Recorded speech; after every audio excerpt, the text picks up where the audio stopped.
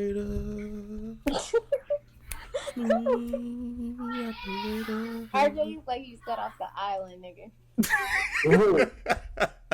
I mean, I do look very tropical. You know what I'm saying? Like I'm from Miami Beach. You feel me? No. Yeah, when you got that good hair, you can do anything. I mean, sometimes. Look like you got a little tan or something too. You know what I'm saying? My melanin back, baby. The winter time is over. The sun is here. I'm back. Ignorant. You just been outside all day.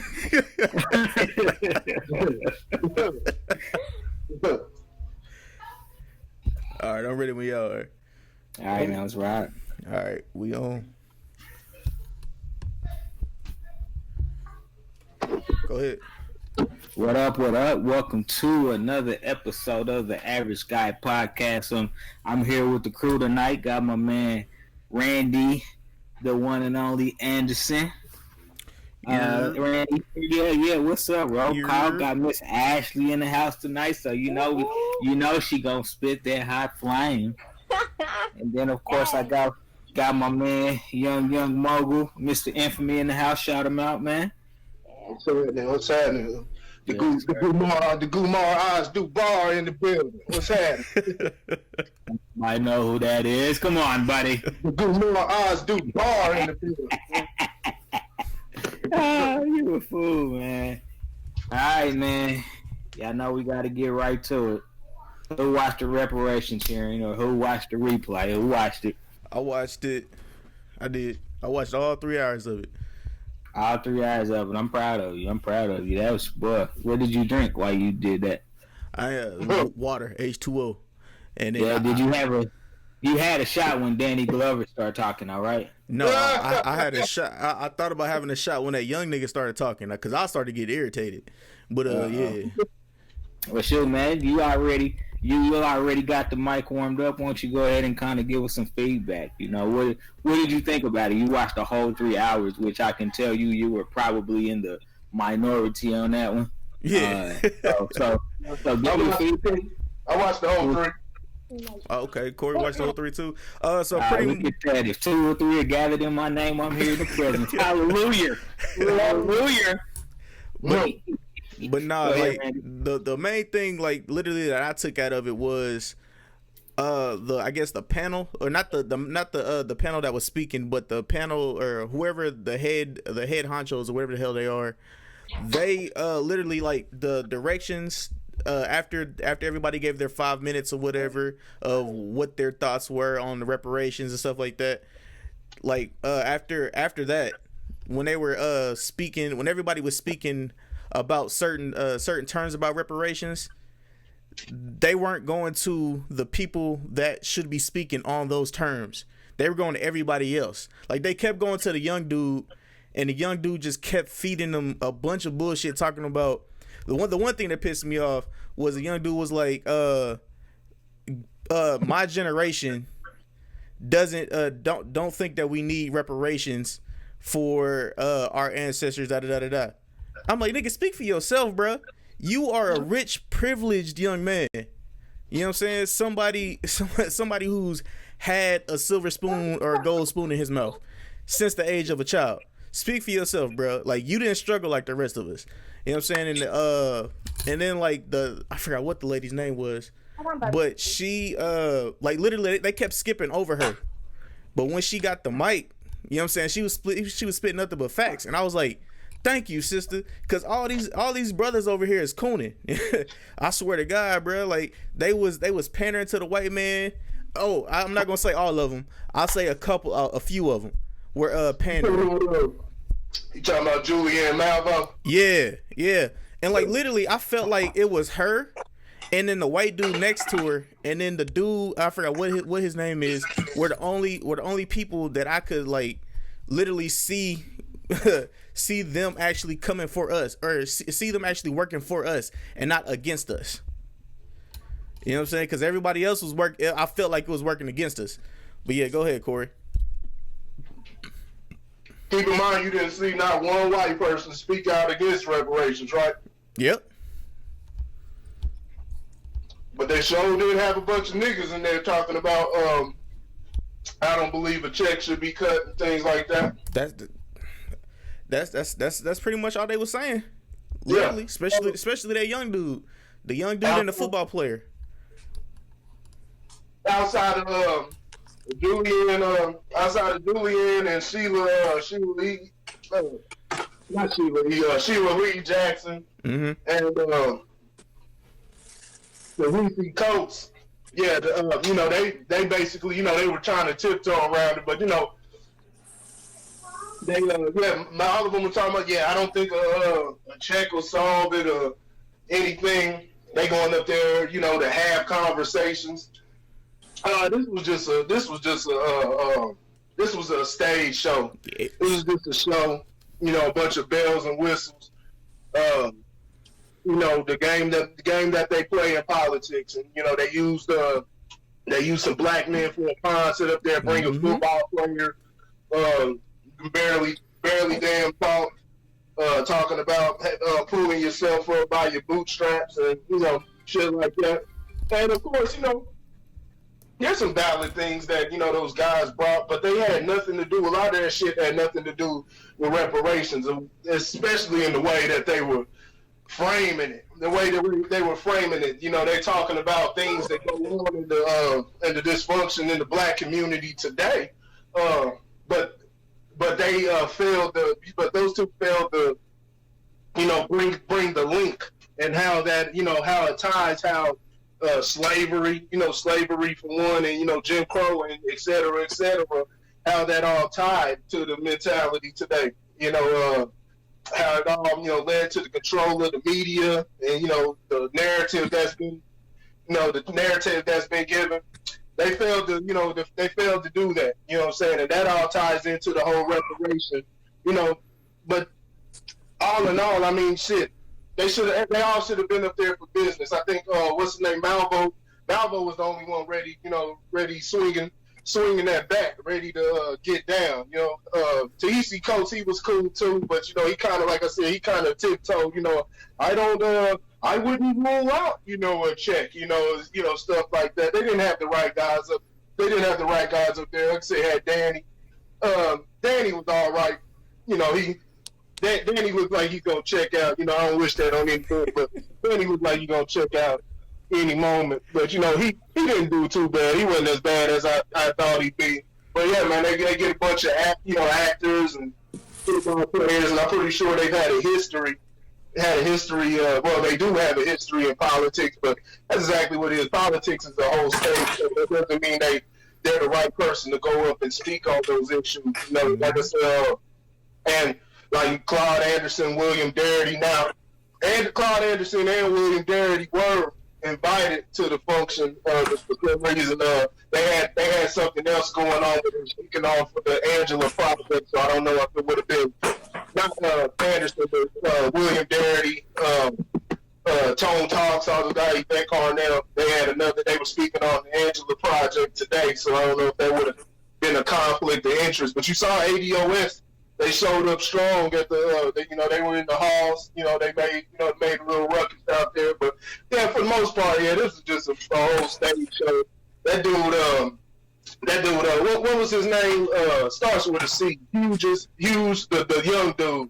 I mean, the young dude, right? I know what you're talking about. Yeah, Hughes was his last name. I can't think of his first name.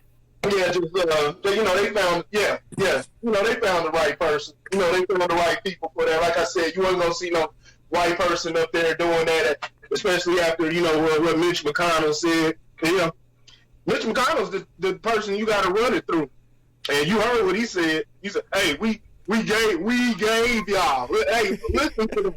We gave y'all an African American president." Yep. So, I want y'all to listen to that very strongly. Which he's not even which Obama. I mean, it don't really matter, but it does matter to an extent when it comes to that talk. But I mean, shit, he's born to immigrant parents, so he doesn't even have his roots within American soil. You know what I'm saying? As far as tracing the back of slavery and things like that. So, and like I said, we gave you African American president. So, they're telling you what it is. It was just a whole dog and pony show. That's all it was yesterday. Okay, as long as I ain't the only one that thought that, because I was like, dog, that young dude was staged, bro. He was placed there. He was definitely placed there because he just came. He was coming up with a lot of bullshit that he never even had the chance to even go through. Like he was speaking on stuff that he had no thought. Like I'm pretty sure he never lived none of that. Cause you went to what, Yale or some shit like that. You know what I'm saying? And your family's in the 1%. Come on, bro. And I say it over and over again. He keeps people have that ignorant statement talking about begging, white man, asking them for a handout or something. Of course, 9 times out of 10, it's not gonna happen. This shit's not gonna happen. You know what I'm saying? But I'm not gonna sit there and bomb myself with anything like Capitol Hill or anything, unless it's with that issue. If it's not that, then fuck it. Y'all have everything else. I leave everything else up to America. Me personally, I don't care about anything else. And if they don't want to acknowledge that, I'm going wrong with my life. I'll figure out a way besides that. But as far as I don't expect it. It's not something that I'm expecting. So, these people, we need to build on our own and still have that focus. Don't expect that type of thing because 9 times, 10, probably 9.9999999999999% out of 10. That shit ain't gonna happen at all. Right. But it's not a handout. It's business. It's something that's owed. Yep. So people that say that, I want y'all to take your asses to work. I want y'all to take your asses to work, and then I hope the goddamn employer doesn't pay you. You know what I'm saying? And then I want you then, when they don't pay you, say asking for you, so they'll pay you the same thing. Quit asking for handouts, nigga. You get back to work. Pretty much. Yeah. Yeah, like I guess the only bright side for me was when the only dark skinned lady on the panel, she checked that young dude, and then she gave that one lady a extended amount of time to talk about what she was there actually for. You know what I'm saying? And she let him have it. She was like, "Yo, I'm not like these other brothers here who are gonna pussyfoot around and tip tap around you guys. I'm gonna give it to y'all how I see it is."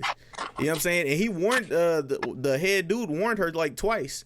He was like, "Yo, one more outburst, and I will have you removed from the what's the name?" But yeah, man. And then she checked the young dude. She was like, "Oh, after this, if you need any or no, what she say? She said after this, come to my office. My door is open anytime, and I'll teach you about all this stuff that you was talking about that you didn't have no business talking about." To the young dude. You know what I'm saying? So yeah, that's my thoughts on it. Ashley, you got any comments? So I feel really bad because I didn't even get to watch what you're talking about, but I did see a couple of people talking about this, and then the young people are just uneducated about our history and how America started. So I just feel like it's one of those things. I mean, the more you educate yourself, the better. Like, I mean, not thinking that you're owed something or you don't feel like we're owed anything is just crazy to me. How was America built? Like, our people built this, and I just feel like a lot of young people just don't look at that. They don't care. They just care about what's going on today. So I mean, unfortunately, like I said, I didn't get to hear that article, but or hear that video, but that's all I got to say about that. Yeah, I was just waiting on Gregory Hines and Sammy Davis Jr. to pop back up. Man, I mean, and I understood that this was a preliminary hearing, so it's gonna be a lot of this. This is such a sensitive topic because as a white person, you really don't want to step out of line unless you Mitch McConnell and say the wrong thing. And then who we chose to represent us, I don't know if I would give them a high letter grade. I guess I'd give them a C. They continue to, or we continue. I'm not going to say they. We continue to throw celebrities in the forefront of some of these conversations that they're not even 100% versed on, but they're looked at as public figures that, have knowledge, and I don't think in a lot of cases that they do. We do, or they do that. We do it. I mean, we do it at times, but for the most part, you talking about throwing them up there to talk. We celebrate them, but who's being picked? Who's choosing the people and inviting them? I mean, that's it. But they basically want to give out that image, like, okay, here's a black celebrity. If you work really hard, this is what you can be. Mm-hmm. Like, there's nothing holding you back. So they put all these people who have been successful in front of these young kids, and it's like anybody can do it. Just because what happened with your ancestors and blah blah blah, don't let it stop you, blah blah blah. But what they fail to realize is like that even though they worked hard, it doesn't take away from the fact that white people, we built America for them. I mean, basically, these, like, they have owned their own businesses, their own homes for so long. They're so far ahead of us, and we are so far behind. They feel like, oh, if you see a couple of successful black people, like, that's your reward. Like, to me, it's like you don't understand that my ancestors have been held back. We built this great America so they could have their cotton and sell it overseas. You wouldn't be selling things overseas if my family and our generation didn't help you build that. You know, you get what I'm saying? Like, so the young people just, I mean, like I said, they're all into this jewelry and fancy thing, and they just like, oh yeah, you can be a rapper, you could be this, and this, and this, and they give you all this false hope and throw a couple of celebrities in front of you and make you feel like, oh, you just got to work hard. But when in reality, I just feel like they stripped us from that. They I don't know. It's just a sensitive subject. It's frustrating. Yeah, I absolutely agree with that. You know, I think that while that statement is true, we shouldn't allow that to be used as a reason for why we're still not owed what we're owed. Like, it is very true that if you get out there and you grind hard and you do your thing, that, you know, you can achieve whatever most levels, you can achieve the level of success that you want out of life. Keep in mind that was a football player that said that too. Mm-hmm. But yeah, I mean, there were definitely some false narratives created. I almost cringed at the very beginning because the opening statement talked. The speaker, he talked a lot about what came across to me as if you know, white people ended slavery and were getting ready to do this and do that for us, and I think that kind of rubbed me the wrong way. Like, it almost started bad for me. So I took offense to a few of those statements. You know, he was basically trying to point out in history moments when something was getting ready to happen for black people that would have put us on an even playing field. And, you know, like Abraham Lincoln, you know, we have to look at John Wilkes Booth. And I'm like, man, come on, man, miss me with that. Yeah. Miss me with all that. You know what I'm saying? Like, that's irrelevant. You know what I'm saying? So what you're saying is we had a good man, and then we replaced him with another racist, and then we found another good man, and we killed him and replaced him with another racist. And so it's creating that same narrative that we'll destroy anything that provides progress. We're going to destroy it.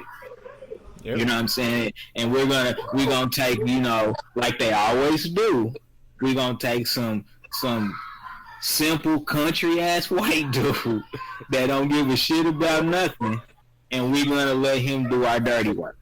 You know, I mean, John Wilkes Booth, James Earl Ray, like, you know, these are fall guys for a bigger conspiracy. I ain't gonna call it a conspiracy anymore. But those were just fall guys for, you know, a plan that was executed by somebody that had more power. You know, Lincoln didn't give a fuck about black people either. That whole Civil War, even they did it was political. It was all political. He needed more foot soldiers for the North, so it made sense. Like, we got all these black people, like, Why don't we just tell them we'll free them and they'll come fight for us because we freed them? Like I mean, I can't knock them. It's smart. You know what I'm saying? I can't knock the intelligence behind the statement, but it wasn't ever gonna really truly hold any water. I mean, when it's, I'm gonna get off subject for a minute and we'll circle back. But as Black people, we celebrate Juneteenth, but I don't think we really know what it really means. None of these niggas know what that shit means. And don't get me wrong, I'm popping my fireworks on the 4th of July. Don't get me wrong, but I popped a few. You know what I'm saying? For Juneteenth, you know what I'm saying? I popped a few. You know what I'm saying? Because that's our true celebration, and that's what we don't understand our own history enough to really speak for the direction we should be going when we want our just due. And that's the biggest problem. That's why reparations, like Corey said, it's never going to happen. We fight ourselves. Like, we can't even all admit that we deserve reparations. Right.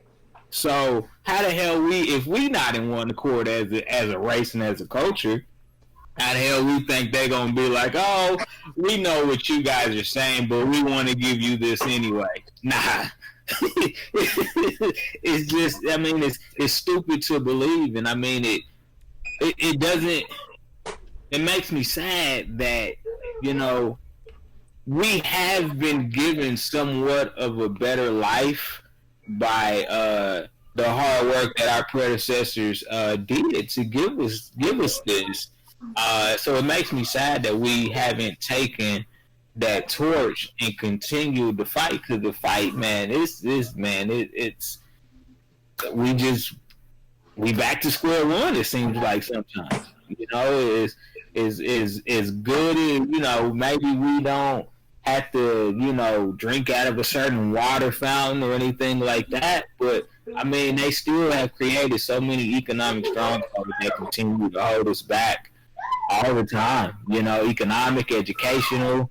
I mean, you name it, and we're still at a disadvantage. And it's even worse when those in Africa, like, we don't want you motherfuckers either. Like, some of them was like, like, nah, man, y'all stay over there. We got what we got over here. So, yeah, it was a bad narrative that was presented on both sides of the coin, I think. But it is a preliminary hearing. I think seeing this, those that had the opportunity to watch it, let this show how much work we need to do. And then those that didn't get a chance to watch it, I encourage you to go watch it. Even if you don't watch the whole 3 hours, catch enough of it to get an understanding and really, really understand that, maybe we're personally not owed anything, but our ancestors, and we are their offsprings, they owe them. So in essence, you owe us. Like, that's really how you have to look at it, and so again, preliminary hearing, of course it was going to be a tap dance event, who got the loudest taps, and I think we saw who won. Oh, we seen a lot of motherfuckers tap dancing yesterday. I did. Danny Glover, man, you watch. We're not requiring you to participate anymore. We just want you to watch and nod. Do that for me. Do that for me. Yeah. You watch and nod, because you know the next person that they gonna send up there. Who? It's probably gonna be like Samuel Jackson. Yeah, that's what I was about to say. You know what I'm saying? And he better not say no bullshit like, I was on drugs before I got my first seat in Hollywood, and man, get out of here with that shit, man. Yeah, and like another thing that, like, one more thing that pissed me off before we moved on is the young dude was trying to attack. He was pretty much saying that we need to get rid of opportunity zones. And if you don't know what opportunity zones are places in quote unquote bad areas, aka the hood, where you can purchase the homes at a lower price, and you can get tax cuts on those properties if you hold it for 5 or 10 plus years. You know what I'm saying? You don't have to worry about paying taxes on it. And this motherfucker's over here talking about, oh no, we don't need that. That shit pissed me off because that's some shit that I'm looking into right now. And that I would rather me come into that hood and purchase a property and bring up the value of this neighborhood. Let me just say, purchase multiple properties and bring up the value of this neighborhood and bring my people in. And I'm not just talking about black people. I'm not just talking about any race. I'm just talking about people that I believe could bring up the value in this little community. You know what I'm saying? And if a white person does it, oh, it's fine. Oh, you ain't gotta worry about that. But when a black person does it, oh, you can't be doing that. What do you mean? Why are you trying to succeed? It's like, nigga, what? What? So it's okay for the white man to do it, but once a nigga try to do it, it's all hell's break loose. All right, Crab. Yeah. That's all I'm gonna say. All right, Crab. So let's segue from that into this. I have a question. So can we blame other races for the destruction of our culture when we play just as much, if not a more pivotal role in it? 50-50. 50-50. I'm saying it's a 50-50 split. Because we give them the opportunity to capitalize off the stuff that we should capitalize on and raise our community up. They're like, oh, they're not doing that. Well, we can just take that. We can take that, make money off of that, and then feed everybody what we want them to know about this certain community. So that brings us down. That's just my thoughts on it. Yeah, we don't want to uplift each other. It'd be easier if we supported each other. So if I had like a business where I'm selling, I don't know, fucking milk, whatever, eggs, I don't care, and I'm selling it for $5, you're gonna most black people try to haggle each other, like, yo, you charging too much. And then it's like, yo, like they always want to deal like we owe each other something, or you don't want to see me win, like, oh, don't pay that nigga, I'll just go over here, like, and you'll pay $6 to these white people at Earth Fair or whatever the case may be. And I'm just like, that we hold each other back sometimes, but I don't think that we even realize it because we were so far behind and everyone's trying to make it and everyone's trying to, like, it's like a race, like who can get there first. We're holding each other back. And so I kind of get that 50-50 feel with that. Go ahead. Sorry, my son is driving. Yeah, I can't really quantify it or anything. Shit, the impetus, the beginning of it does begin with white people. I always say that. You know what I'm saying? When we're talking about blaming the white man and everything, I always say it begins with them and their interference, because one of the strongest things in the world is influence. Is it? So I mean, when you're controlling the media and the narrative and different things like that, you're purposely, stripping us of our knowledge, taking the schools, making it illegal to learn, and just all type of things. When you, like I've always said, the difference between us, and everybody else, all the other people they call minorities, is we're not fucking immigrants. We're not immigrants, and then on top of that, we don't have any connection to where we were taken from, whether it was from here. Everything we knew here was stripped from us. Everything we knew in Africa was stripped from us, and we were completely washed into their way of thinking. You know what I'm saying? Mexico, Mexicans, the immigrants, people that come here, they still have that Mexican heritage to lean on. Mexico's right across the border, and they still have that to lean on. So yeah, no, that's the difference. We just lost. We completely lost who we are. We've assimilated into white folks' society, and we've picked up their habits. We picked up all of their habits, but the but it's magnified in us, which I believe a lot of things that we do are magnified. I mean, just look at it. We're special people. The way we move, communicate, intelligence, you know what I'm saying? Dance, we got, a lot of us got the moves and everything. I mean, just look at the way we are. You know what I'm saying? You can see it. You can see it in us. But, on the other side, when we indulge into that type of and that's not to say that this shit doesn't go on in other countries or whatnot, but stuff like stuff that is brought to you as poison, that's everyday entertainment here. And it's been forced upon us as just everyday life. You know what I'm saying? They find those guys like that. They find it. And it's like, hey, rap is the new meritorious manumission. You know what I'm saying? You get paid to sell your own people out. You know what I'm saying? The same way in the slavery, you know what I'm saying? You get paid to, save your master. Yeah, save your master, you know what I'm saying? If they are planning a revolt, or going and finding slaves who escaped and things like that. The way you see a lot of rappers and what it's turned into is meritorious manumission because they get paid. They just don't know. You know what I'm saying? Because like I said, they're influenced. They're in a lot are in destitute positions, and then some just think we are. But it's a mentality that's spread, so people have adopted a poverty mindset even when they may have the opportunity. You know what I'm saying? And it's been accepted as the cool thing.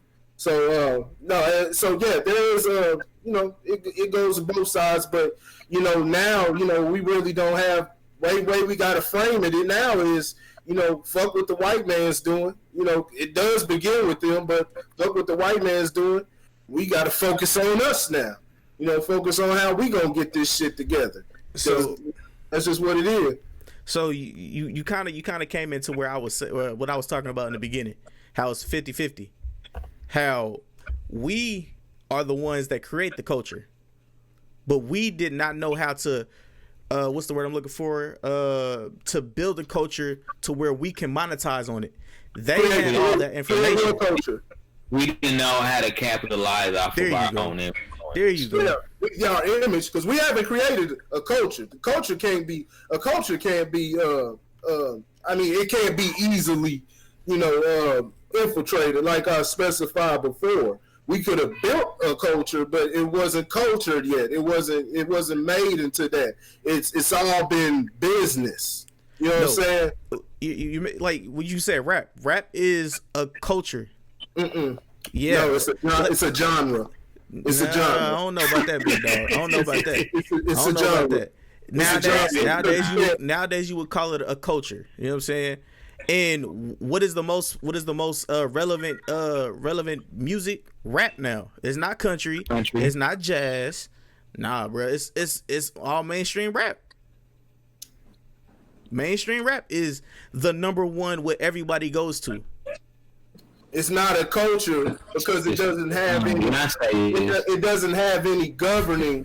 It doesn't have any governing to it. There's nobody running it. The people who are running it are businessmen.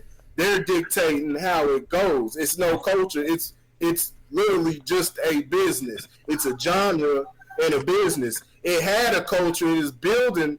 It had culture to it, and it has shown signs of, where it can build into the culture, but it has not become that. It never became that. You know what I'm saying? It got close, close, like the dude on the commercial. You almost there, with the fish and you gotta be quicker than that. You gotta be quicker than that. You know what I'm saying? But nah. But that's why we're where we're at today. It's not a culture because nothing's being cultured. We're the majority when you go into nobody wants to hear no fucking intelligent shit. They don't want to hear no shit about peace and love and shit like that. They think De La Soul and they think the Wu-Tang Clan is corny. Why do you think you got white folks and other people all around everywhere that they love that music. They love what the music represents. They love what Wu-Tang, and they talking about the 5% and shit like that. They love what that represents. But niggas here in America, we nah, man, that's that smart shit. That's that intelligent shit. I want to hear, and ain't nothing wrong with motherfucking NWA. I love NWA. I love Snoop, Dr. Dre, all them niggas. But nah, we want the chronic. Dre wasn't even smoking no goddamn chronic. But we want the chronic. We want the chronic. We want to talk about slabs and grills and shit like that. So it started off small with that, and that wasn't nothing. But that's where it built. When you kept it to just that and weren't elevating your mind, and you saying all that 5% shit and that elevated thinking shit, that's corny. And so that's where we're at now. Nobody wants to hear that shit. You get amongst a group of your folks, they want to hear shit. Everything's about pussy, popping pussy, what I'm saying? My pussy a dick, or, you know what I'm saying, or shooting each other and shit like that, you know what I'm saying? Catching the stain, hitting the lick, shit like that. All that other shit's corny. And it's got to have the 808 beat and shit like that. There's no appreciation. Now, that's that old school shit. We don't want to hear that. You know what I'm saying? That's that smart shit. You be listening to that intelligent, They do that. They do that with most music. It's not just rap. I feel like they do that with like the women artists too. Like, oh yeah, they'll say like oh, like people like Beyonce or something. Oh, she's overrated, but they'll like, you got them city girls talking about niggas ain't shit, blah blah blah, and they be like, oh, we want to hear some real shit, and I be like, other people are saying real shit too. I think it's just about people like, it's the young era. The young era just be on some other stuff. Like they try to dumb everything down and make it just like, I'm not even gonna say fun, but like they don't maybe not want to live in the real world. Does that make sense? Like they want to kind of be in a different like, they don't want to face reality. Yeah. That's why they're on the drugs. That's why they do the lean. Like, they popping pills because nobody wants to deal with what reality is. Right. And some stuff is just too real for people. So, I don't know. Well, shout out to Lupe Fiasco. Shout out to BJ the Chicago Kid. I haven't listened to the new album yet, but yeah. I'm going to check that out. But Lauren, was you busy or something? No. This is such a tough one for me. Like me personally, I hold myself responsible for my actions, right? So when something doesn't, when there's a bad consequence, I look at myself first. I don't look outside of myself to find somebody to blame first. Now, there are culprits. There can be culprits, but I always look at myself and hold myself responsible for the consequences of my particular actions.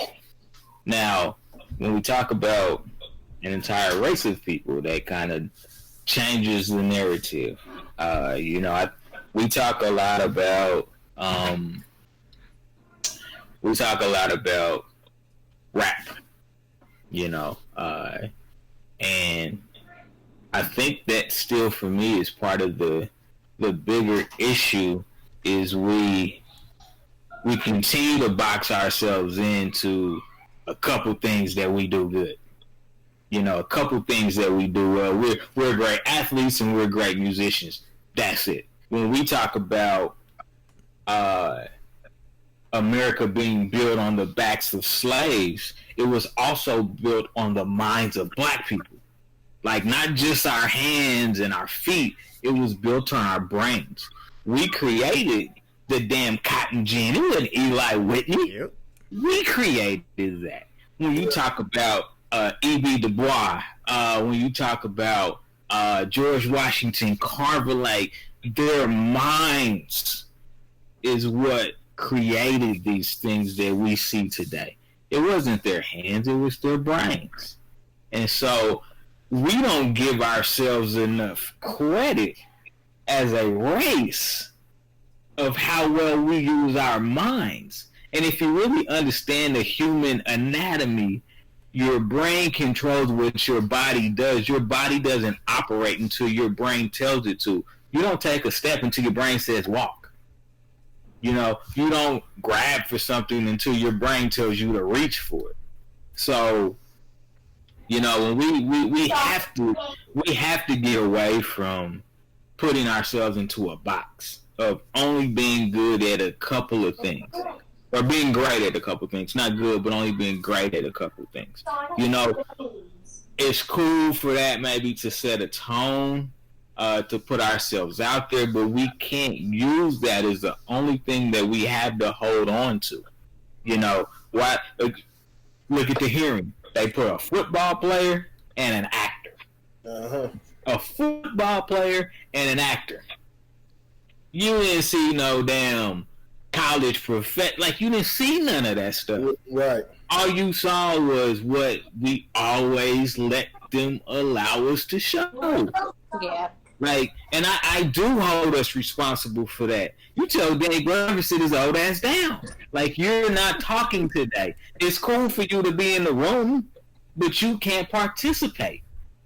And so, you know, I mean, and I want to, man, this is something that the biggest thing, and this is so probably weird to a sports fan, but the biggest thing I took out of the NBA draft tonight was how many parents, mothers, and fathers were with those black young men celebrating. There's such a narrative that black men aren't in the lives of their children. That narrative is crazy. But watch the draft when they have all the players walk out. They're not just walking out with their mom and their little brother. They're walking out with their fathers and stepfathers. Yeah. Not mentors, fathers and stepfathers. Yeah. So the problem is we don't control our own narrative. Like when we talked earlier about culture and all of that, what happened was, or what happens and what continues to happen is we allow them to control our influence. That's what it is. They control and have manipulated the ability to monetize off of our influence. I agree with Corey. Rap is not a culture. Rap is a genre of music. Hip hop was always the culture, and we sold it out because we wanted a few dollars. Yep. We sold it out because we wanted a few dollars. We didn't understand the value in what we had, so $5 million sounded like a lot of money. Yep. So yeah, I'll take the 5. You know, not thinking of the residual effects of what would happen as a result of that.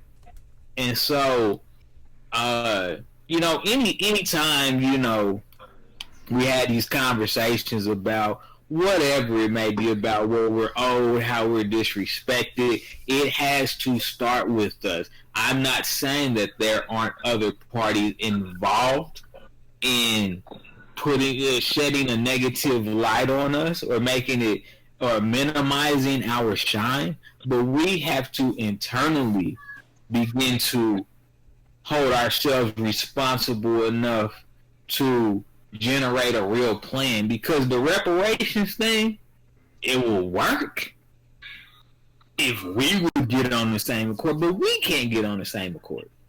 We sitting here like, oh, you know what I'm saying, motherfucker don't owe me shit. I go out and get mine. I don't need another motherfucker. No, I don't need another motherfucker, but I will happily take what you owe me. Mm-hmm. Yeah. And you know, even with that, you know, it's just not even, can't get a real objective to what we're doing. It's like, you know, you asking guys and they talking about, you know, I can't even remember what the answer was, but I think one of the questions was, you know, you made money. Do you think you deserve reparations and things like that if they were to give it to the young dude? Yeah, it's like, hell yeah. It's in a right. People do kid stuff all the time. Right. Able to move forward. Right. And the young dude said, "No, I don't believe that I deserve those reparations." Right. But you know what that comes back to? ignorant pride. That is what that shit is. That is ignorant pride. We are so strong that we say dumb shit sometimes. Dumb shit comes out of our mouths because we are so strong. We can persevere through anything, and that strength can be a weakness. Yeah. It can be an absolute weakness. And so, and again, it's the dude in like Mr. Hughes in the hearing. These young rappers out here, these young athletes out here, some of these actors out here. What do we see? We see that they take the weakest link, which is the youngest mind. When hip hop was at its peak, you couldn't get in the game until you was 25, 26 years old. What no 15-year-old phenoms. Biggie was a phenom. Yeah, but you gotta also understand they was holding them niggas captive with their royalties. You talking about like these young kids, they honestly got it a lot better because they have the social media and all of those things. These black artists, like the older ones, these white people still own their royalties and make all this money. They would be like, oh, we're going to sign you, we're going to give you $500,000, $1 million. And niggas like, oh, yes, you know what I'm saying, I'm on, blah, blah, blah. They making money off shows. But at the same time, they're paying back. Like, they don't own the rights to their music. Right. They can't lease it. They're then when they're making some of this money back, they still got to pay these people back for hotels and buses and tours, and they're really going into debt because then when they get that little lump sum, they're buying houses, not realizing the taxes behind it. They're buying jewelry that has no value. They're buying cars, and then they're broke, and they're like, oh, well, I sold 100 million records, blah blah blah blah, and they're like, oh, well, you only made 5 pennies off of that, like. And they don't understand because they're uneducated. They don't know to go get lawyers. They don't know. Their parents is happy that their sons made some money. They don't know what they're doing with the money because they ain't never had no money. Then you got niggas in debt. You got people like MC Hammer who owe all this money. Bobby Browns, the Wesley Snipes, or whoever. You hear about all these people like, how did they make all that money? They did all these blah, blah, blah, blah. And they bankrupt. Because they're uneducated, and these white people made all this money and still making money every time these movies are played, and then they ain't getting nothing. They get a one-time fee. Yeah. Hammer didn't pay his tithes though. Who? Hammer didn't pay his tithes, man. He would have been blessed anyway, but he didn't pay his tithes. He tried to put everybody on. Yeah. He was a big heart. I know one of the ladies that she did a lot of vocals for him. He was trying to put all the niggas in the hood on, thinking he's doing a great thing, but not realizing I don't have no rights to none of this music. Yep. You know what I'm saying? Like, yes, he made a lot of money because they were like, oh, this nigga about to make us a lot of money. We're gonna give him 10 million, whatever it was they gave him, and he like, oh, that's a lot of money, and he thinks he's still making money, but he's not. But like I said, that's just.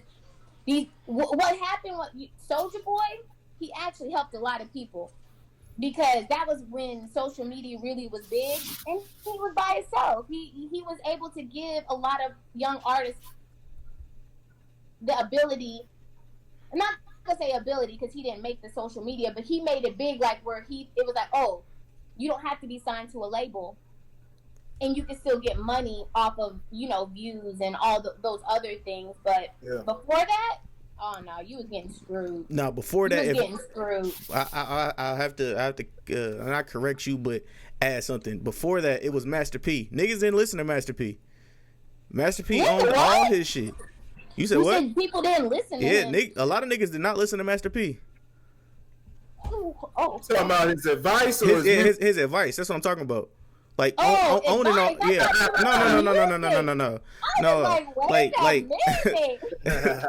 No, like literally his advice. Like, well, I don't know if y'all. But they stopped. Exactly. They stopped listening to P when he took cussing out his music. Tech Nine is another person who didn't do that either. Tech Nine is a perfect example of somebody who didn't sell out and he knew his worth.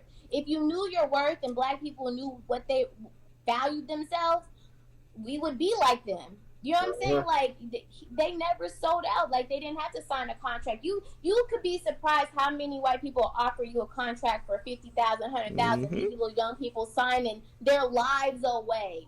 I've had that contract before. Now you got to make me 5 albums, and you're not making nothing from it, except for that $100,000 that I just gave you. It's ridiculous. It's ridiculous. Yeah. And now you're working like a slave again. But there's examples though. We just choose to ignore them. You know what I'm saying? And honestly, a lot of the examples are from people, brown people from other cultures. You know what I'm saying? The Fugees took a $50,000 advance. That was it. The label offered them millions, and they was like, nope. We'll take 50,000 so we can go out and buy our own studio equipment to make our own projects. Yeah. You know, and people don't know. If you don't know the story of the Fugees, they got sued for millions of dollars for stealing a beat. And they was like, you know what? We can remake a whole bunch of money, so it's okay. You know what I'm saying? Right. But they didn't take all that advance money though. You know, but again, it's infiltrating that young mind. You know what I'm saying? That's what they keep doing. You got this young black guy, you know what I'm saying, who, you know, has achieved a level of success in his mind, and that's good. That's great. Like, you know, we need to continue to apply when people do achieve levels of success. It's just understanding that we still have a long way to go, and I think that mentality has to hold true. Is, you know, because we have made strides. It's just we got a long way to go, you know. And reparations is honestly, reparations would just be the beginning of it. Because I mean, let's be honest, you know what I'm saying? You know, you get some of us 40 acres in the mule, and we don't know what to do with it anyway. Right.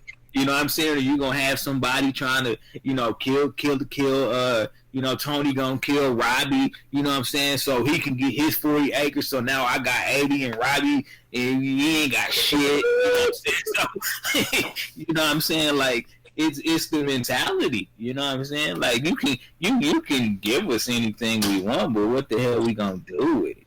You know, we'll be back, you know, before we know it, we done sold our damn 40 acres back to the white man. You know what I'm saying? Because he offered us a dollar amount that we felt like we couldn't refuse. Mm-hmm. You know, so the mentality is dejaded, and that's why I said we. So is it? I mean, I understand it's like you still hold us the young people responsible because they were uneducated by their parents and their generation who was uneducated because it was held back from us. Like, I get what you're saying. No, I'm not. No, I'm not saying that I hold. No, I'm not saying that I hold the younger people responsible. What I'm saying is that they come and get the young people because that mind is more controllable. That's what I'm saying. You know, that's why you have so many young black people achieving success, because a lot of them aren't strong up here. They're looking at the dollar signs. They're looking at the fame, the notoriety. They're not looking down the road like somebody that might, you know, that may be a little bit more wiser through experience, so to say. And I'm not saying that that's holistic across the board, because it's not, because you got some knuckleheads, you know what I'm saying, and every age demographic. 2 years ago. But, you know, when you think about it, you know, and when you look at it, it's much easier to control a young mind than it is to control an age mature mind. Mm-hmm. It's easier to really twist things up, you know, and, you know, manipulate situations because they don't get it anyway, you know. And it don't matter what a lot of times what the parents say sometimes, because what's gonna happen is the fear of not getting anything comes into play. Because what if they say, oh, well, if you want to be in control, then nobody's getting anything. Oh, well, hold up.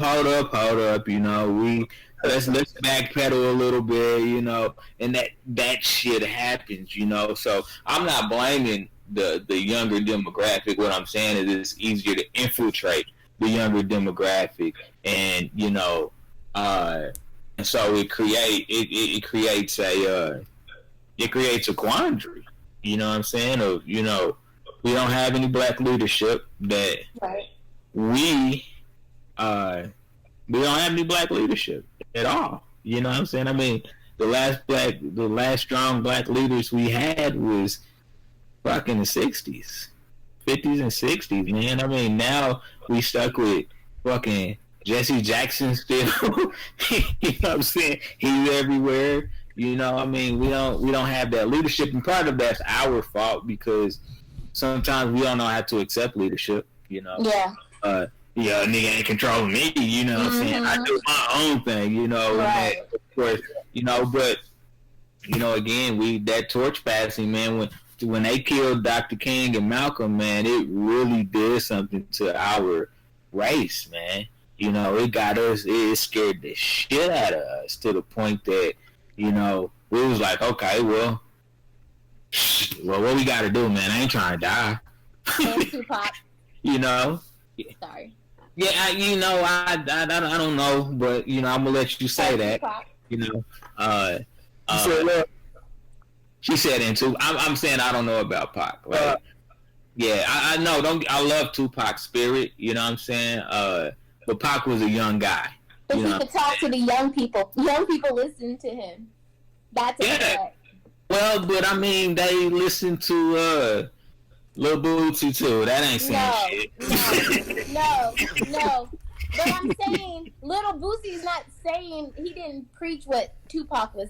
Tupac was on some other stuff. Let's caution that because there's a lot of music that Tupac made that was not very uplifting either. So, but he made a lot of it that spoke truth and volume. So, but yeah, no, I don't disagree. I don't disagree with you. I think Pac was going somewhere. I will say that. I think Pac was getting ready to go somewhere. He was hurt. He had a lot of anger because of things that I think he went through, and I think that music was his outlet. But I also think that the young people, he was a voice for the young people, and I think that he was a movement. And I think that the things that we're talking about now about like, oh yeah, a nigga would have just sold it for 5,000. If Tupac was saying, nah, nigga, da da da da, boom, boom, boom, I think young people have been like, yo, he's teaching us something, and we can relate, and we like the deliverance. Do you get what I'm saying? Yeah, but Tupac sold to get out of jail though. So yeah. I mean, you can say he sold his soul. That's why I fucked you, bitch, you fat motherfucker. He didn't abandon his people. Take money. He didn't abandon his people. Tupac was revolutionary. No, he didn't. He didn't do that. I will give you that. He was revolutionary. He just didn't have time. But I will continue to caution us, because what if all of a sudden the next black revolutionary rapper comes? He died already. You know, are we going to put our eggs back in that basket? That's what I'm saying. We got to be careful that we don't put our eggs in a basket like that. I'm not saying that. I'm just saying like there's different ways that people listen because they're already broken. You get what I'm saying? So yeah, absolutely. My son can learn the ABCs not by me teaching and reading to him, but by hearing a song, and he be like, "Oh, I like this," and he's learning. I might be for that. You get what I'm saying? Like ABC walking.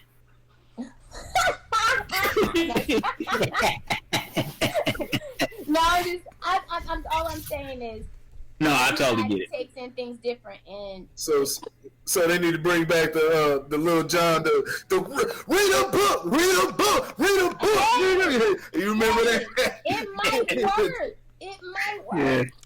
Hey, that shit. Our dad used to do that shit back in the day. When I would have to take tests for school, that's what a nigga would do. I be doing that shit, man. So you rap the answers. Rap a 16 to the. Hey, it might stick better. Yeah. The way I hear these little, I was in the grocery store and this little girl was singing that Old Town Road or whatever, and I looked at her. She had to be like 5, and I'm like, what the hell?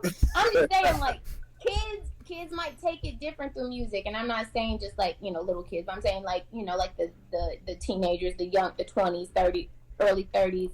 I just think that we gotta. Tupac was getting somewhere. You gotta put some good shit out there, bro. You gotta put some good shit out there, cause I don't want nobody's little niece time to pop that pussy. No. Oh, I'm beating my niece. I'll be honest with you. I'm taking a belt to that ass. Hey, you would be surprised with get on Facebook for an hour and you would be pleasantly surprised at what some of these kids be taking in. That's why I don't do it. And the parents be the ones that are the outlet. Unfortunately. Catch my daughter twerking, boy, I cut your ass off, you be back in legs. You be back in legs, boy.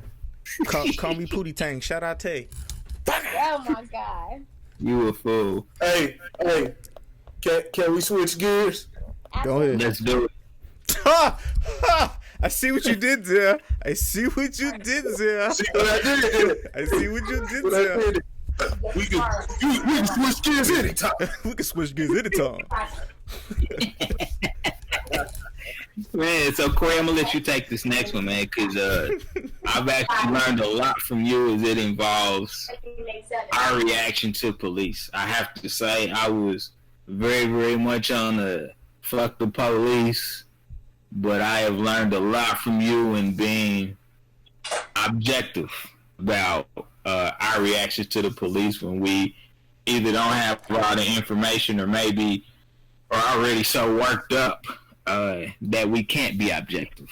Because sometimes that can happen. You get so worked up, you lose your ability to be objective. So go ahead and talk about the couple that was threatened by the police and kind of how we want to really how we should deal with situations like that. Yeah. So y'all familiar with the couple in Phoenix situation? What we got originally on the surface was the little girl took the Barbie doll, took the however much, say $1, then her $5, but took the Barbie doll from the Dollar General, Family Dollar, wherever it was. It was a dollar store, and from what it looked like at first, it looked like the couple was in front of the store, but what from I'm getting now, they were actually in front of the apartment. So, but what you were getting was the police threatening to shoot the woman, telling them to get out of the car and everything, and they were being very abrasive and threatening to shoot them. And so, first question is, I want to know, were the police wrong in threatening the black couple? What's the proper punishment for necessary threats, like that, you know what I'm saying, in the manner that they did it, if you believe they were wrong in doing it? And does the black couple hold any culpability in any of the situation? Because what we came to find out, and I'll clear that up, what we came to find out is they were actually in the store. They were stealing. They put it on the daughter, you know what I'm saying, and they let this whole media story go out as if it was just over $1 doll or whatever. But they were actually in the store stealing and whatnot. And then they got on, they pulled one of the moves. I done heard niggas pull this move, keep it on the hush. I don't want to spoil you niggas, y'all deal. Hey, but I didn't hear the sirens. I didn't know you was behind me. Maybe they did, maybe they didn't, but who knows? But they were in the apartment. They went to the apartment building, and that's where they were pulled over. So I want to know, what do y'all think? What do y'all think on this situation? Were the police wrong in threatening them? And like I said, what's the proper punishment? And does the black couple, do they hold any culpability within the issue? Okay. Yeah, so I've had a phone bill in my name before I even knew what a phone bill was. So niggas do nigga shit sometimes. That's right. You know what I'm saying? That's true. So you can't threaten a person's life. I mean, I just think that kind of creates a level of hostility that just will make a situation go unravel pretty quick, and you'll lose control of it.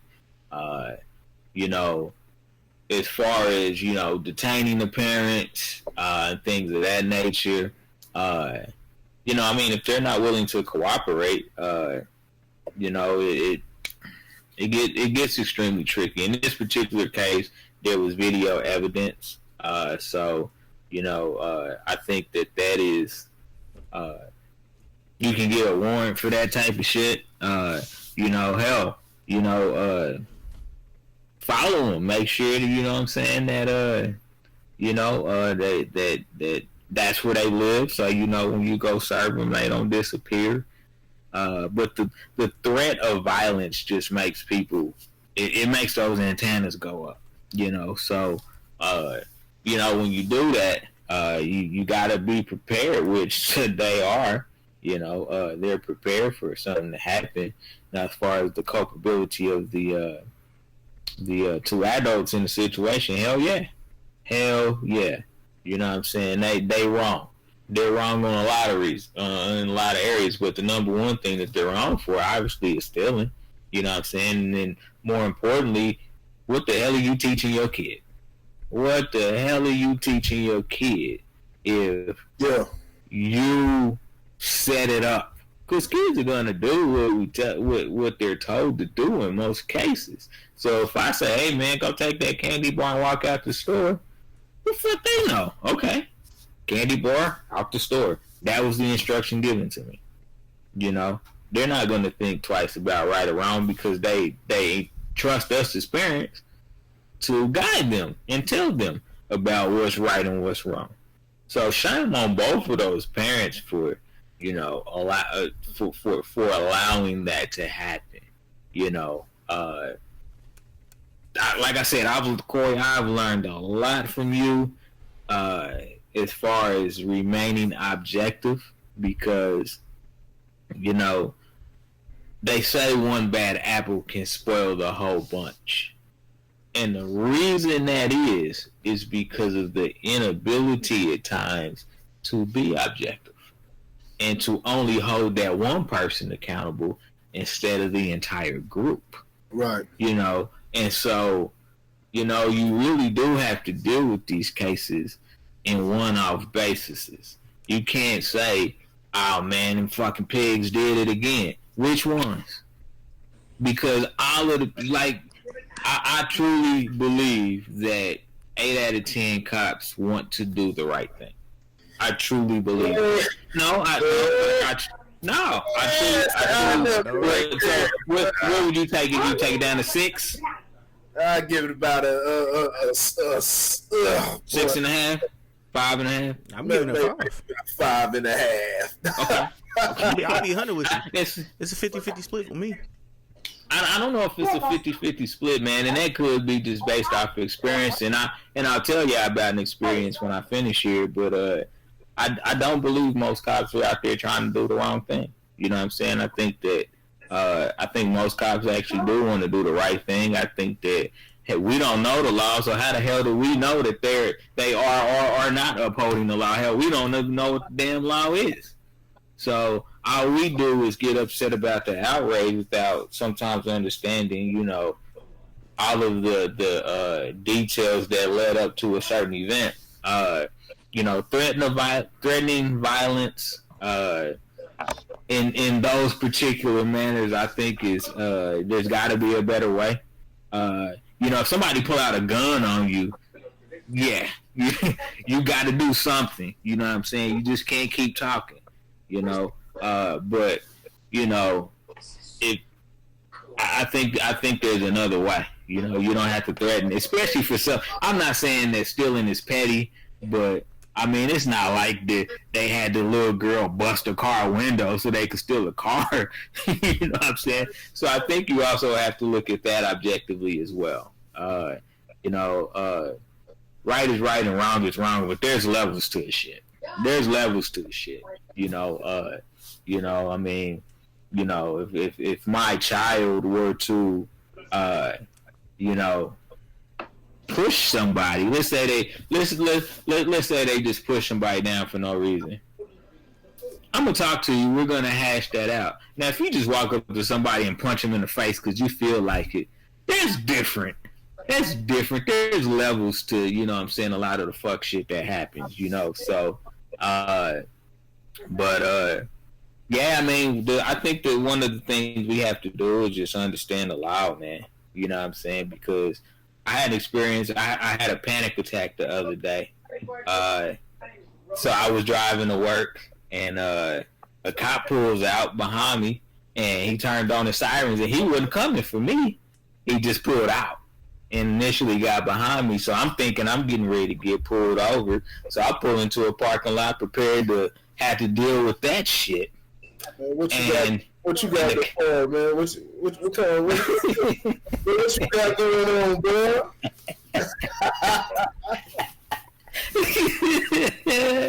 So, man, I pull into the parking lot, cop keeps going by, and like I literally froze.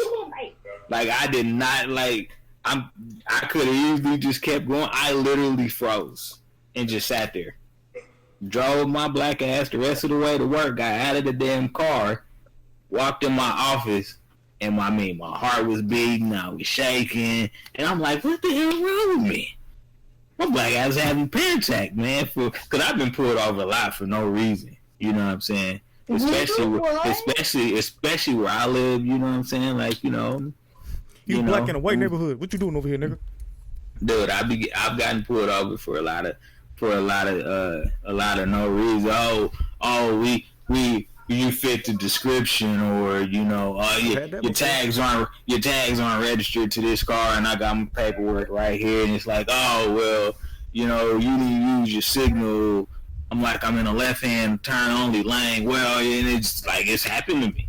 So now apparently I get panic attacks when I hear when sirens come on, and I'm like, damn, man, like this is not supposed to happen to me. But you know, so I get both sides of it. I truly understand both sides of it. But again, it's all about taking personal accountability for your own actions. You know, with Corey, you and I were talking about the situation. I think it was somewhere down there where you at, where the girl was recording the dude that had like 20 cops pull guns on him. Now that was excessive. What you don't hear in that video is the fact that he just assaulted somebody. Like, you don't know that part. All you see is the picture of all those cops holding guns. Was it excessive? Absolutely. But again, it started because you did something wrong. You know, and so you have to accept responsibility if you did something wrong. I don't say it always happens, because it doesn't always happen. But accept responsibility when it does, and don't try to make a hostile situation worse because you don't want to take responsibility for your actions. I'm off my soapbox, man. Go ahead. The cops got to do the same thing, bro. Like, literally, speaking of the first question that you asked, if you're a police officer, your emotions should be in check at all times. You can't let yourself get flustered at just a random whim, because that's pretty much what happened. Literally, he came in there, put your hands up, banging on the window.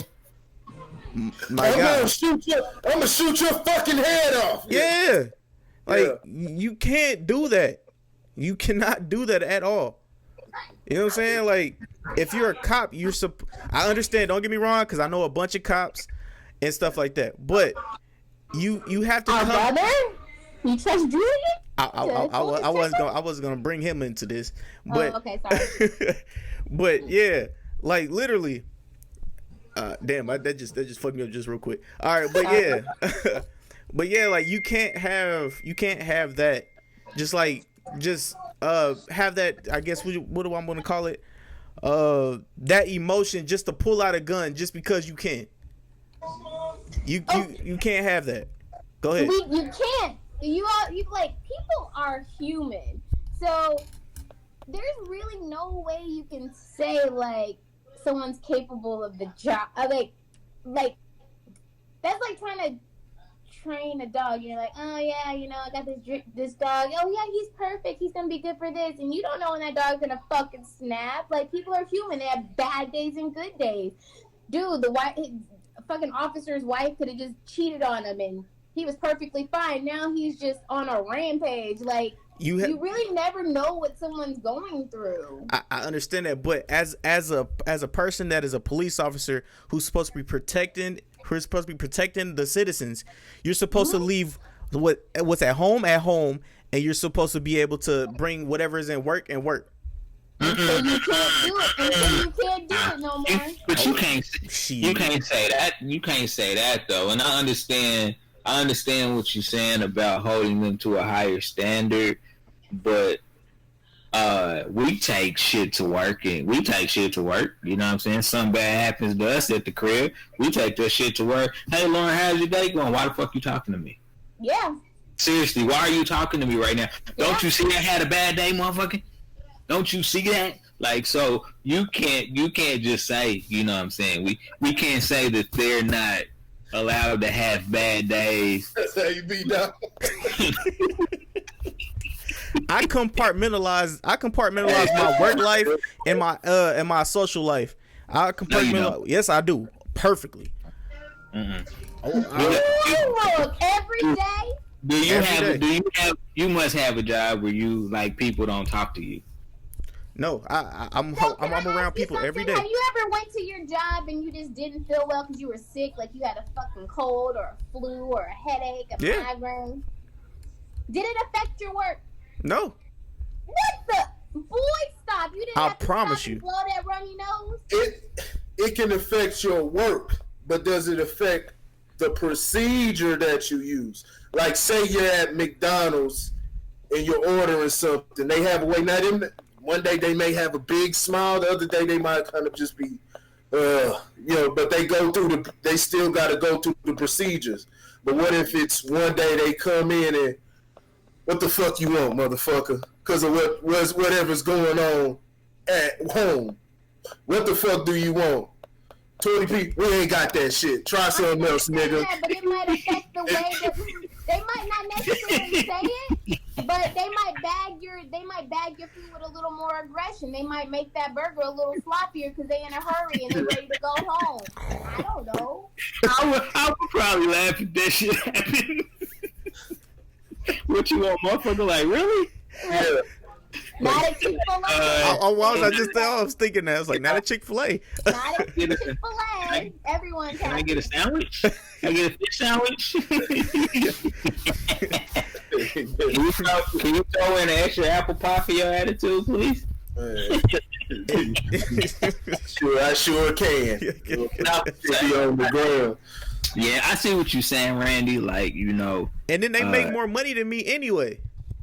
Regardless. Don't let money be the reason. Don't let money be the reason. What does money have to do with anything? Yeah, don't let money be the reason. Just let it be procedure and what their job entails. You know what I'm saying? What their it's like what their responsibility. You know what I'm saying? What their position is. Don't let it be because he makes that much money, so that money don't got nothing to do with it. You know. The breakdown in most jobs is not a lack of it's a lack of training. Yep. It's a lack of training. You know what I'm saying? When certain things happen at a job, it's because the training wasn't that good. You know what I'm saying? Like, I look at my job. I work in the manufacturing plant. You know what I'm saying?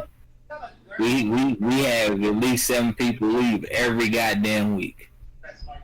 Every week. And you know what I say? Our trainers are terrible. Look at their attitudes. Their attitudes are the reason that these motherfuckers don't want to stay. Yep. Cause I don't know what's gonna happen tomorrow, so just show up at 7 and we'll figure it out.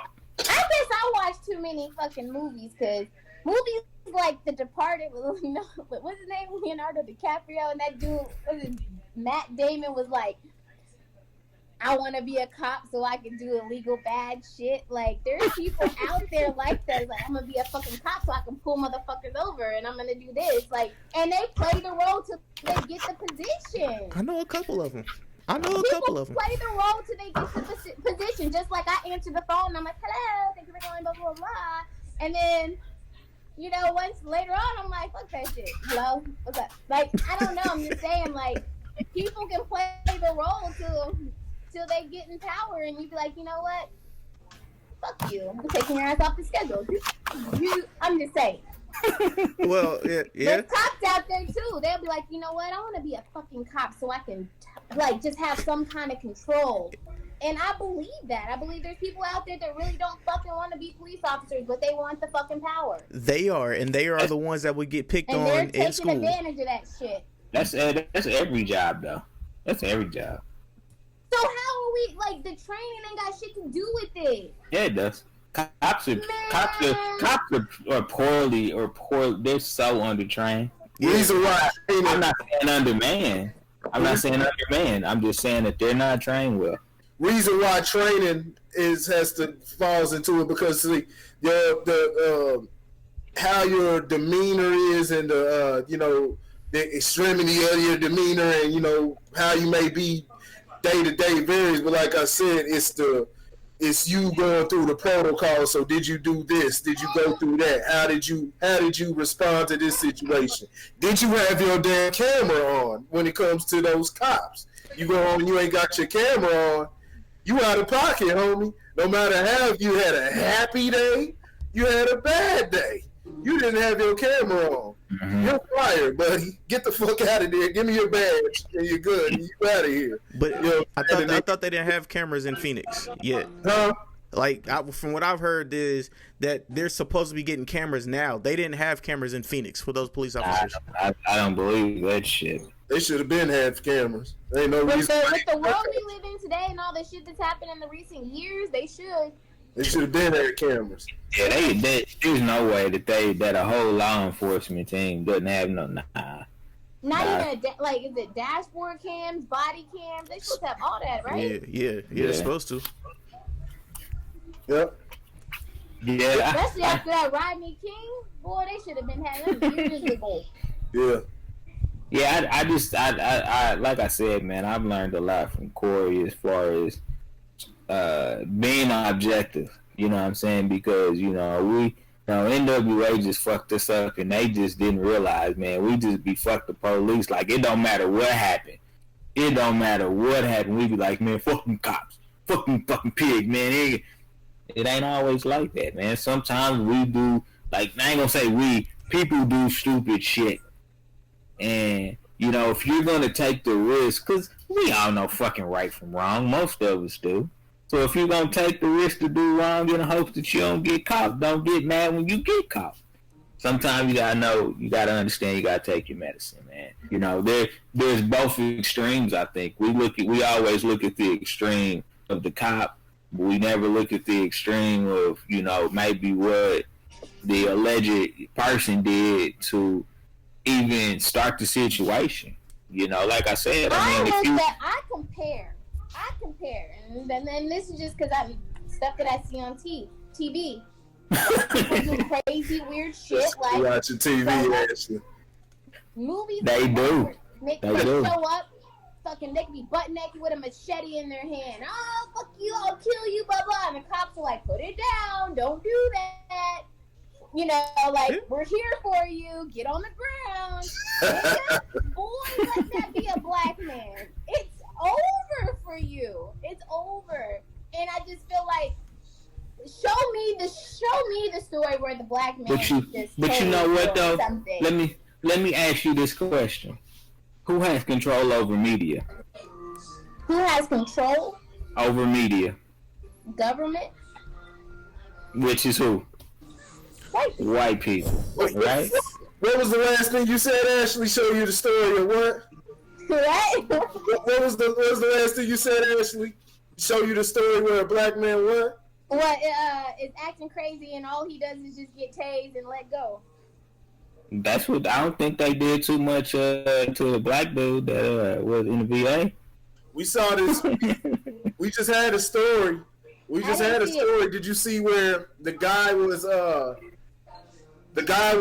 unresponsive on the bus? I believe it was him. He was unresponsive or whatever. They revived him. He was kind of all over the place or whatnot.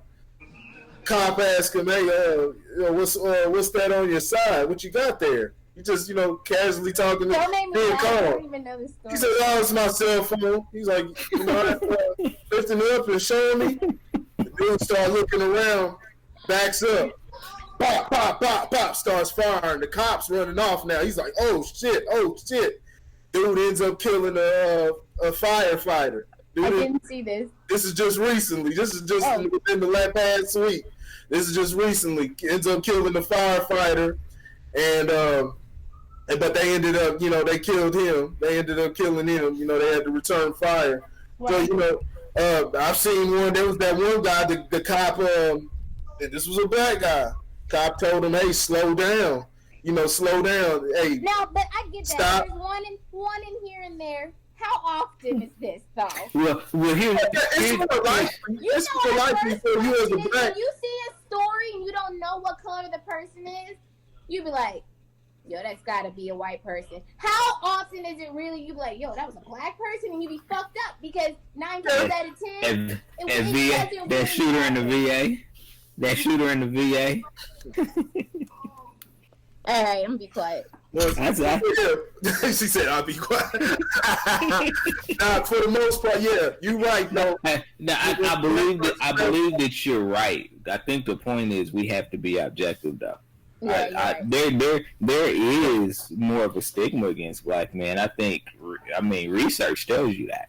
You know what I'm saying? That they are more apt to act towards a black man than any other race of people. But it doesn't mean that we shouldn't look at the situation objectively in order to really, because that's the only way we're really going to fix any of this, is if we react objectively instead of acting in outrage every time something happens. You know what I'm saying? And the point I was making with the media was to say that sometimes they put these narratives out there to just keep feeding the story. You know what I'm saying? Like, it's crazy as much crazy shit as white dudes do. I think that they keep some of that out of the media. You know what I'm saying? When they understand that we have this hostility towards towards law enforcement, they just gonna keep adding fuel to the fire through the media. Yeah, that's true. Yeah, for this situation, with this particular situation, the cops are completely wrong. There should be some type of punishment for the way that they approached that couple, because threatening to shoot them in the head, and just the way, even with the language, the vulgar language and like that stuff like that, we gotta understand when you speak to a person in that manner, it escalates the situation. So you could turn into a situation that could go smooth. You can make it that much worse. And so those are things that should be implemented in the training. Cops should not have the authority to be sitting around and just talking to people however the fuck they feel like it or whatever. So they're definitely wrong for that. Like I said, threatening the shooter and then talking about, "I'll shoot you in the fucking head," things like that. No, that's a loss of self-control. And like I said, those are the type of guys where you end up, and they do end up doing police brutality or shooting somebody for no reason, being quick with the trigger. There's been plenty of cases. We have a lot of ammo, so we don't have to go to stuff and try to put it on stuff to where the situation's ambiguous or anything like that. We got plenty of ammo for that. So he's completely wrong for that. But the couple is culpable too. The couple is wrong. Couple is wrong because, like I said, they're manipulating and they're using something that's a serious issue, and they're trying to use it for their advantage and trying to playing the victim role. And so they get caught in a lie. So you get caught in one lie, and now it makes everything else you're talking about, such as we didn't hear you. We never heard the sirens. Now, how can we believe you with that? Because now you've already been caught in one lie. You know what I'm saying? So we can't believe you with that. So that gives the impression that shit, maybe you did take them on a high speed. When you take somebody on a high speed, you're a threat. You're a threat because anybody could get killed. You can hit intersections and things like that, or if it was even the high speed, they're giving you a command or whatnot. Hey, that's what they're putting in position for. If you don't like it, take that shit to the courthouse and fight it. You know what I'm saying? Take that shit to the courthouse, but you're not gonna win. You're not gonna win trying to hold court in the streets or whatnot. So, and like I said, they got caught lying, so they're completely wrong. And people like that, they dilute the conversation. They make it hard. You know what I'm saying? They make it hard. You got this such a situation. So there you have people that, like I said, we're not using objectivity. Like we got the situation in Memphis where they were rioting and tearing up the whole town for a guy that, the police killed him because he started ramming their cars with his car and coming at them with the cars. And prior to that, they were serving a warrant. They had served the warrant. Reason why was because he had shot somebody. He had carjacked somebody and shot them and took their car. And so when the police came to serve the warrant, he hopped in the same stolen car, started ramming their vehicle. They had no choice but to shoot and killed him. And people went ballistic and started rioting and tearing up the whole city without getting the context. So part of it, I'll always say, the beginning of it, the beginning and where this tension comes from, it comes from white folks. It comes from everything that the police has done to us, all the police brutality for the years and all the lies. It's like when if you're sitting there beating your wife, all these fucking years, beating your wife for 10 years, and then all of a sudden you just deciding you want to change it over a new leaf or whatnot, but then y'all get in a fight. Again, and maybe it could have been her fault. But everybody's looking at you like, nah, motherfucker. Nah, we done told your ass. You know what I'm saying? After all this time, you just been beating and abusing her. You've been abusing her. So it's the same way. So that's where it comes from. But, still we got to be able to pull back, bring in the reins and whatnot, and look at everything at a case-by-case basis, get the details so we can know how to attack these different things and not just, like I said, dilute the conversation and because it's just too many people, and it's not just black people, it's just people of all races.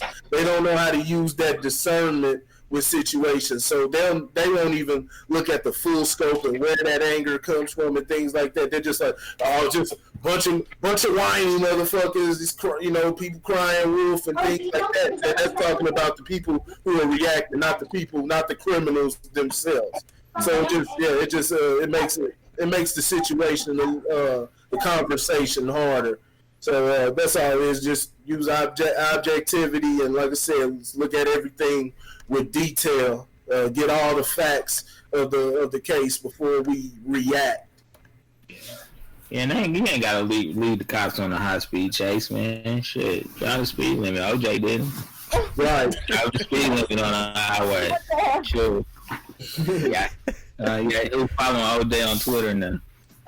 Yeah, I can't believe this nigga still got the Twitter, but he just got one. He just got one. Yeah. He said, man, he got unfinished business, man. Yeah. Chloe is not his checkout. Unfinished business. Got to get even, huh? Yeah. I was finna say something there, man. I'm done. I'm not gonna say nothing. All right. So before we bounce out of here, have you guys seen what is that Netflix? That series on Netflix? Nope. When they see us. The what's the name? Mission Park 5 or whatever this shit is called. When they see us. Yeah, my bad. Central Park 5. Yeah. I've seen it twice. Twice. Woo! Girl, you can put yourself through that? Jesus, boy, your energy I've higher than been mine. waiting for it to come out. I've been waiting for it. Like I don't know. That was so touching. I had to watch it again. I ain't seen it. I couldn't do it to myself. I'm gonna be honest with you. I can't do it to myself right now. I work with way too many white people to be putting myself through a week, and then coming in and like, all right, I fuck with y'all, but chill. I can't do that to myself. You gotta watch it. You have to. All right, I'll watch it. I feel like it's important for you to watch, like especially having the discussions that we've had today. I think it's important.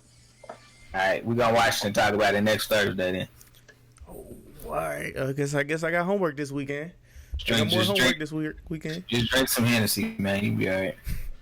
Liquor's bad for you. Don't drink and watch it. Don't drink and watch it. That'll give me some time to do some additional looking into, because there's a lot of things when I saw the movie. I liked the movie. I already knew the story, you know, and not. And so when I was seeing the story, I was seeing everybody reacting to it and everything, and I'm like, okay, let me see if they gonna tell the story right, or they just gonna make a theatrical movie out of it or whatnot, and not tell everything. But I saw it; they gave all the details from what I knew about the case. So I liked the movie. I gave it a great coach. I gave it a 4.5 out of 5. But there's additional stuff that I got to look into. Yeah, I think there'd be a part they actually have an after thing where the actual 5 sit down, and there's a lot of things they talk about. It was like the Ava, Oprah, and then the 5, and then the 5 boys that portrayed them. They talk about. There's a special on it, and it goes into a little bit more depth than the actual Oh, I'm glad you brought her up. Hey, no. Did Oprah apologize? Of course not.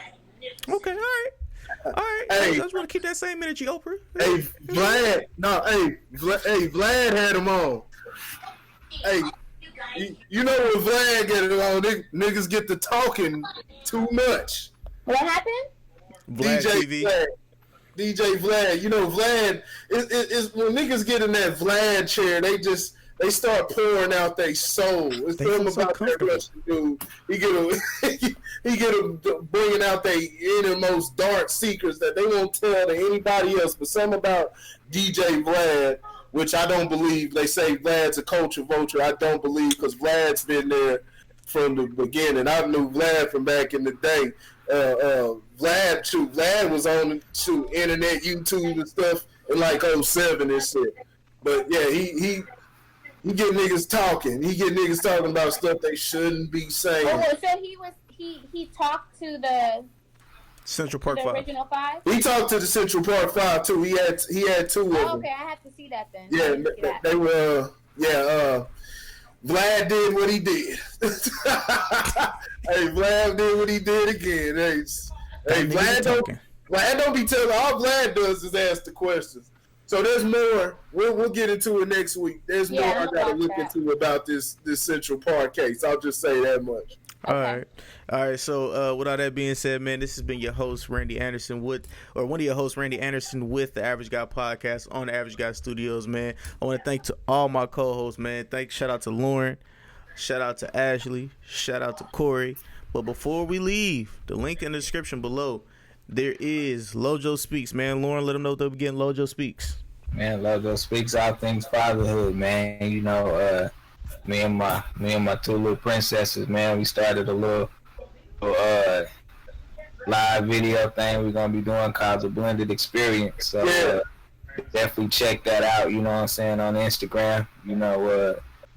Just talking about family and shit like that. I have biracial children on top of having another pure caramel queen. So you know what I'm saying, we just kind of talk about experiences as a blended family. So definitely stay tuned in. And Logo Speaks, man, it's growing, man. All things fatherhood, man. Just stay tuned in, man. I'll be doing more videos off of that page as well. Just kind of really, talking about fatherhood, the highs, the lows, and just really, offering, resources and advice. Because, like I said, we have to control our own narrative, and that's definitely a narrative that I feel strongly about in regards to black men, and men of color being in the lives of their children, and sometimes we really aren't, due to other circumstances, that or excuses, circumstances, whatever you want to call them, and then sometimes we are, and the world tries to say that we're not. We need to control our own narrative. All right, Corey, let them know what they'll be getting with Grit Sports Media and Grit Culture. Sports and culture. Nah. But man, we got the draft and everything is going on, free agency. So we'll go into that. NFL season's coming on, baseball.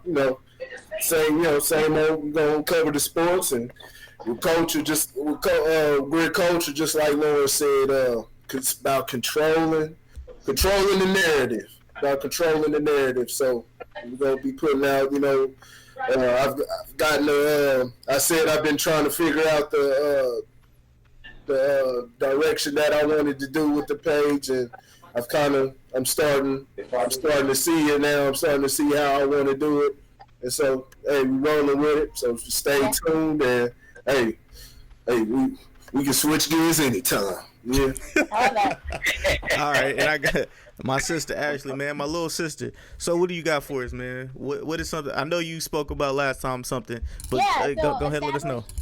EstablishedBlak.com. We're actually in the middle of doing our photo shoot now, so we'll have some things up for you. The website is live; it's just being worked on.